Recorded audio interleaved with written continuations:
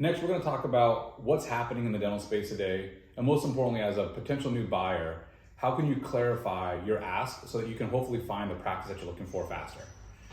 There's multiple different areas you can go when you're looking to buy a practice, and you being able to clearly depict and explain what you're looking for is not only going to help you when you're either engaging with a practice broker, a dental specific attorney, or a CPA, but also when you're networking around your dental societies, talking to other colleagues about what your goals are.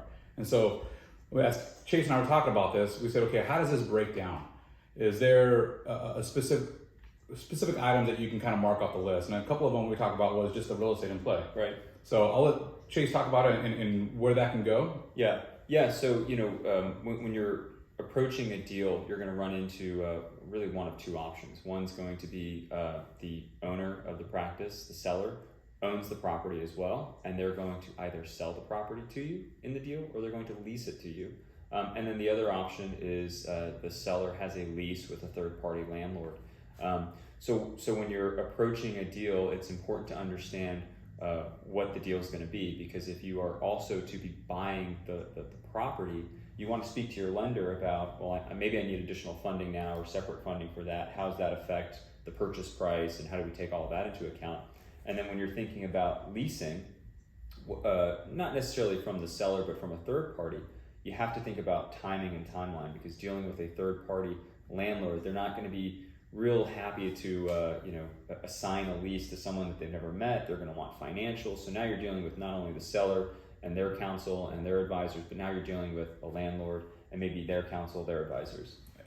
Nail on the head specifically. Yeah. So a couple things too, when you're looking to purchase property, if that wasn't a part of your original business plan, right? If you said, these are the items that are the most important to me when I'm buying a practice, and buying real estate wasn't on there, then you may not be prepared for whether it's a capital injection to buy the real estate, right?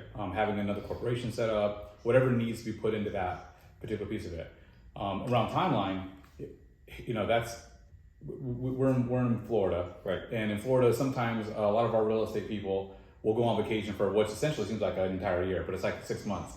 And so getting a lease assigned can take a lot of time. Right. And so making sure that's understood early on, and then what are the steps needed to do that is huge. Yeah. So when a client comes to you and says, Jason, I've got either a purchase of a property, or I'm going to lease, or whatever, what are some of the financial considerations for that you need to think about, that you need to talk to them about?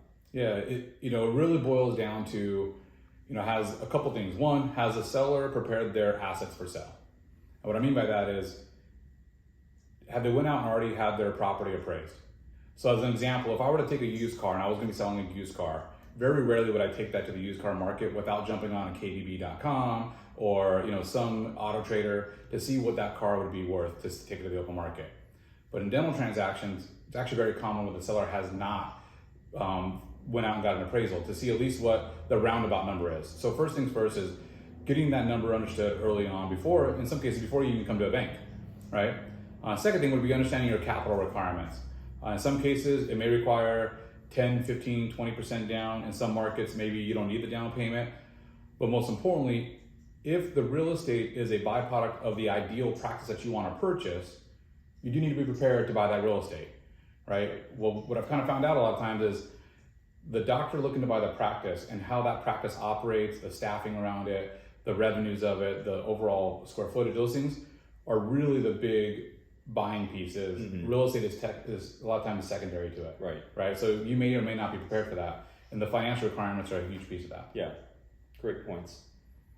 One of the other things that I think buyers need to think about, and we see deals come in different ways, but it's how the deal is going to be structured. Is it being generated from a partner associate type of route where there's some sort of buy-in, or is it a outside party who finds a broker or finds a listing and is now going to completely buy out the seller, whether they're retiring or moving or whatever it is. So there's a lot of considerations there as far as the type of deal that you're going to have, whether you're buying the stock or whether you're buying assets.